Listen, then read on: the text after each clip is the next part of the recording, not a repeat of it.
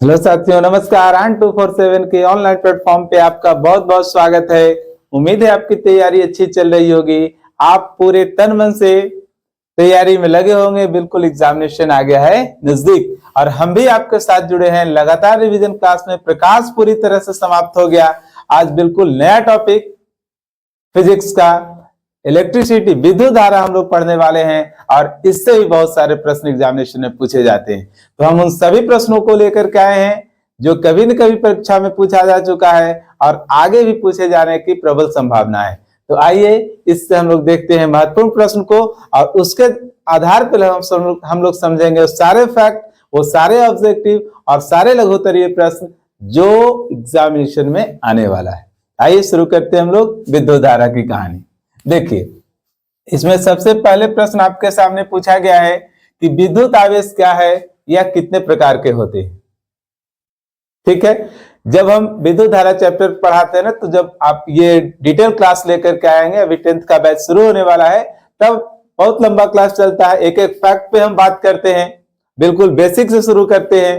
लेकिन ये तो है आपका रिवीजन क्लास, तो बहुत कुछ आप जानते होंगे, लेकिन फिर भी मेरा काम है कि जितना आप जानते हैं उससे और थोड़ा आपको ज्यादा बताया जाए और पूरा रिवीजन भी करा दिया जाए आपको। ठीक है, तो आवेश के बारे में हम लोग को पता है कि आवेश किसी भी पदार्थ का, किसी भी वस्तु का आंतरिक गुण होता है। किसी भी वस्तु का आंतरिक गुण होता है। यह दो प्रकार का होता है। आवेश कितने प्रकार के होते हैं? तो आवेश दो प्रकार के होते हैं, है ना। आवेश कितने प्रकार के होते हैं? दो प्रकार के होते हैं। एक होता है आपका पॉजिटिव और एक होता है आपका निगेटिव।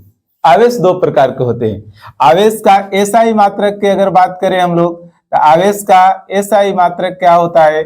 आवेश का एसआई मात्रक कूलाम होता है। आवेश का एसआई मात्रक क्या होता है? कूलाम होता है। ठीक है, और आवेश से संबंधित आप जानेंगे कि समान आवेशों के बीच प्रतिकर्षण बल लगता है। समान आवेशों के बीच कैसा बल लगता है?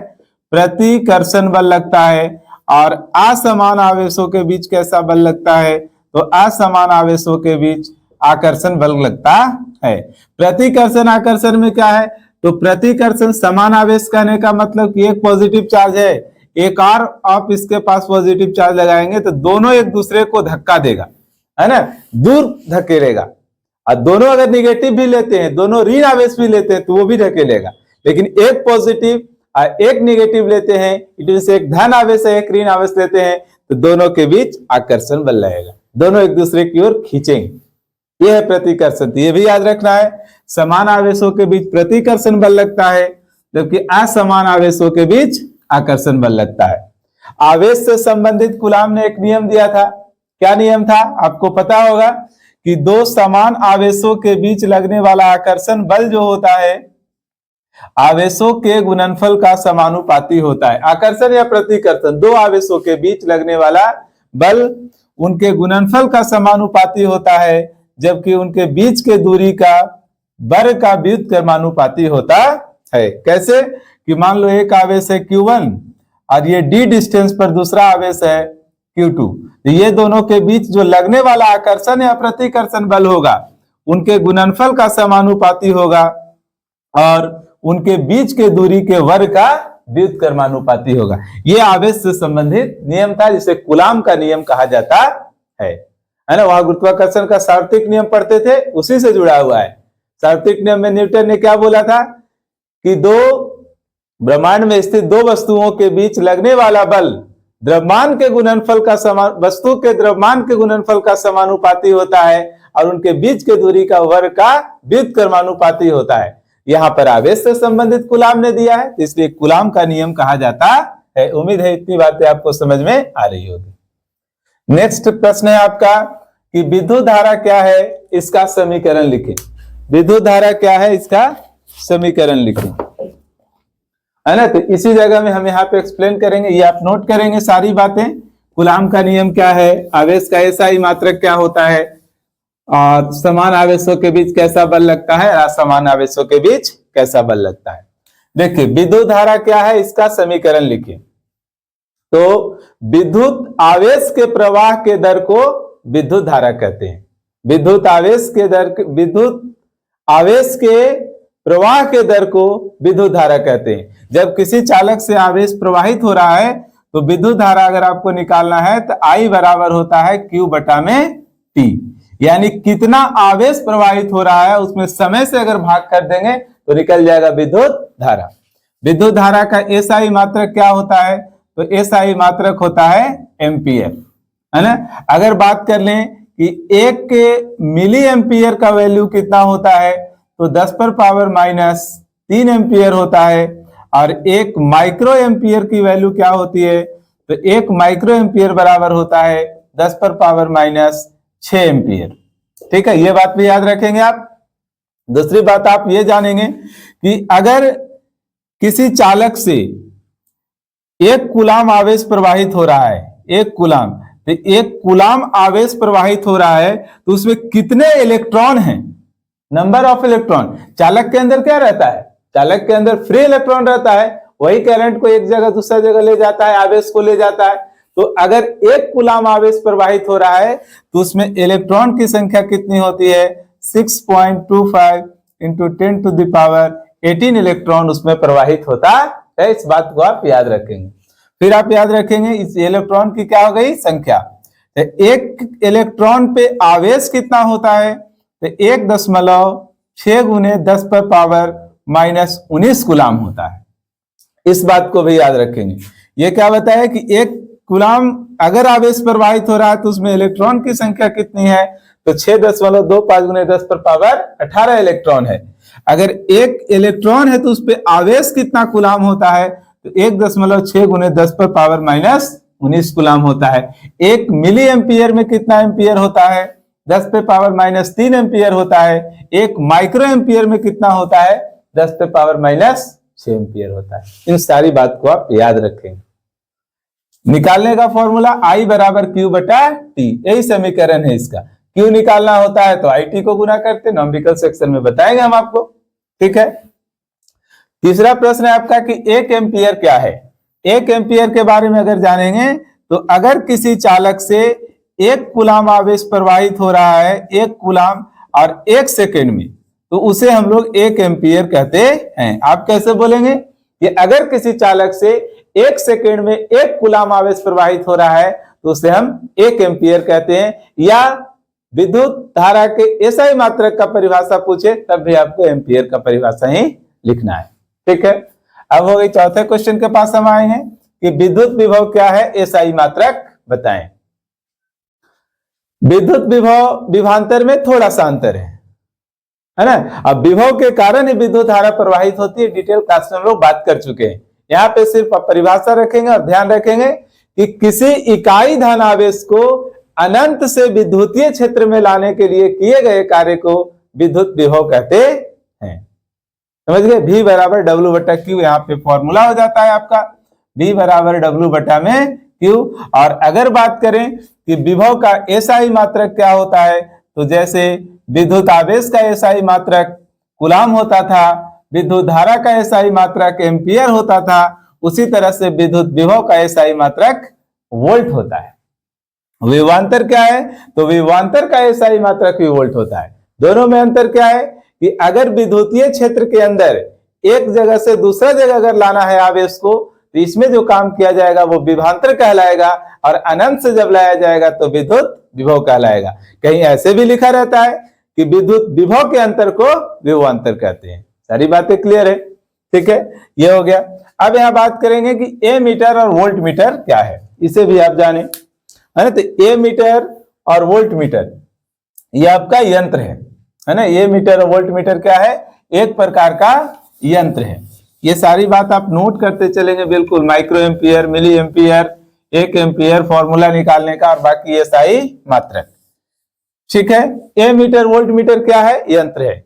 ए मीटर का काम क्या है? ये विद्युत धारा को मापता है ना। किसी परिपथ में अगर विद्युत धारा कितना प्रवाहित हो रहा है तो विद्युत धारा को ये क्या करता है? मापता है। कौन सा मापता है? ए मीटर। वोल्ट मीटर क्या करता है? ये विभवांतर को मापता है ना। ये किसे मापता है? विभवांतर को मापता है। इस बात को याद रखेंगे। दूसरी महत्वपूर्ण बात इससे जुड़ी हुई कि ए मीटर का प्रतिरोध कम होता है। ए मीटर का प्रतिरोध कम होता है और विभवांतर जो मापता है वोल्ट मीटर, इसका प्रतिरोध जो होता है वो अधिक होता है, इसका प्रतिरोध अधिक होता है। इस बात को भी आप ध्यान रखेंगे, है ना। इसे हम लोग समांतर क्रम में नहीं, इसे हम लोग जोड़ते हैं श्रेणी क्रम में जोड़ते हैं। इसे हम लोग किस क्रम में जोड़ते हैं? श्रेणी क्रम में जोड़ते हैं, जबकि वोल्ट मीटर को समांतर क्रम में जोड़ा जाता है। बहुत बड़ी बात आप याद रखेंगे ये, है ना। क्या याद रखेंगे? ए मीटर विद्युत धारा मापता है, वोल्ट मीटर विभवांतर मापता है। ए मीटर को श्रेणी क्रम में जोड़ते हैं, वोल्ट मीटर को समांतर क्रम में जोड़ते हैं। ए मीटर का प्रतिरोध कम होता है, जबकि वोल्ट मीटर का प्रतिरोध अधिक होता है। श्रेणी क्रम समांतर क्रम कैसे कि अंतिम पहला छोर अंतिम छोर एक साथ जुड़ा है तो श्रेणी क्रम है, और इस तरह से जुड़ा है, एक यहां और एक उसके बाद ऐसे ऊपर नीचे, तो ये समांतर क्रम में है।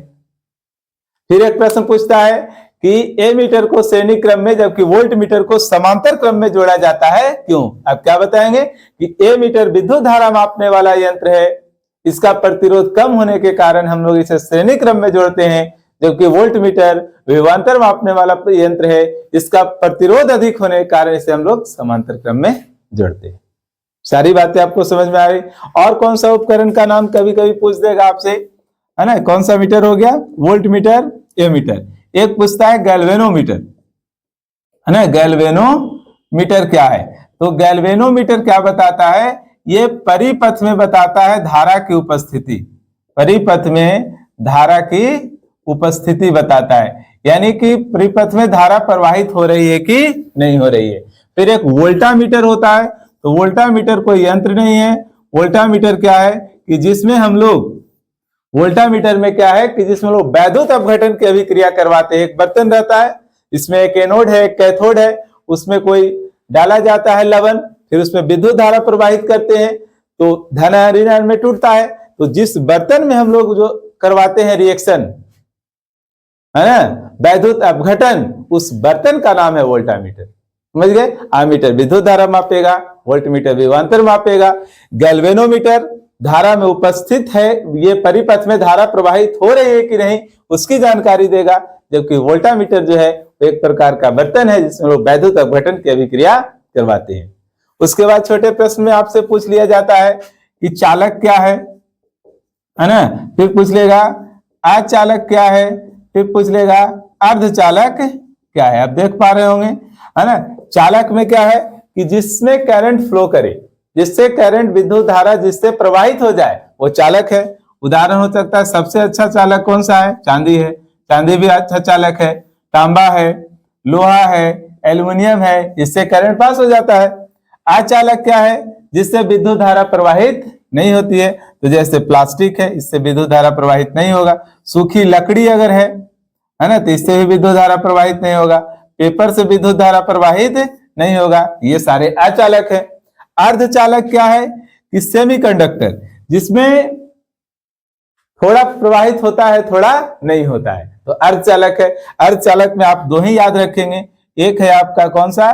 सिलिकॉन, है ना, सिलिकॉन, और एक है आपका जर्मेनियम, है ना, जर्मेनियम।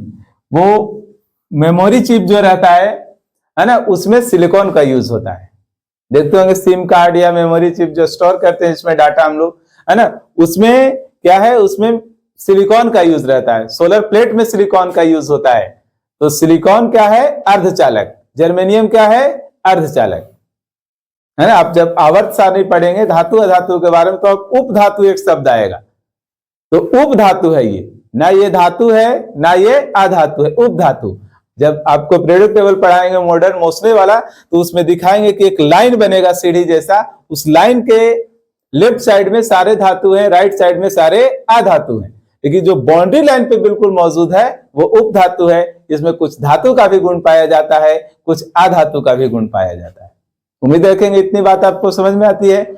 ये एक क्लास इसमें और लेकर के हम आएंगे, वैसे सारे लघुत्तरीय प्रश्न और ये सारे ऑब्जेक्टिव हम आपको बोल करके जा रहे हैं। ये सारी बात ऑब्जेक्टिव में भी आता है, दीर्घ में भी आता है, लघु में भी आता है। इन प्रश्नों को आप नोट करके चेक करवाएंगे और साथ साथ ऐसे प्रश्नों का कलेक्शन आप बना के रखेंगे। हम लगभग प्रकाश में 15 से 20 क्वेश्चन को लिखे थे बोर्ड पे और उसको एक्सप्लेन किए थे, उसको आप डिटेल से सुन लें और साथ साथ उसका नोट्स बना लें। बिल्कुल बार बार उस क्वेश्चन को प्रैक्टिस करें, क्योंकि उसी में से कोई ना कोई प्रश्न एग्जामिनेशन में आने वाला है। बाकी आज विद्युत धारा के 6 क्वेश्चन हम लेकर के आए हैं, 6 क्वेश्चन और लेकर के आएंगे तो विद्युत धारा भी कंप्लीट। फिर हम लोग का एक बचेगा magnetic effect of electric current, उस पर बात करेंगे कि विद्युत मोटर क्या है, विद्युत जनरेटर क्या है, विद्युत चुंबकीय प्रेरण क्या है, ऑस्टेड का नियम क्या था, फैराडे का नियम क्या था, मैक्सवेल का क्या था, फ्लेमिंग का बामहस्त नियम क्या था, फ्लेमिंग का दक्षिणहस्त नियम क्या था, इन सारी बातें होगी। प्रत्यावर्ती धारा क्या था, डायरेक्ट करंट क्या था,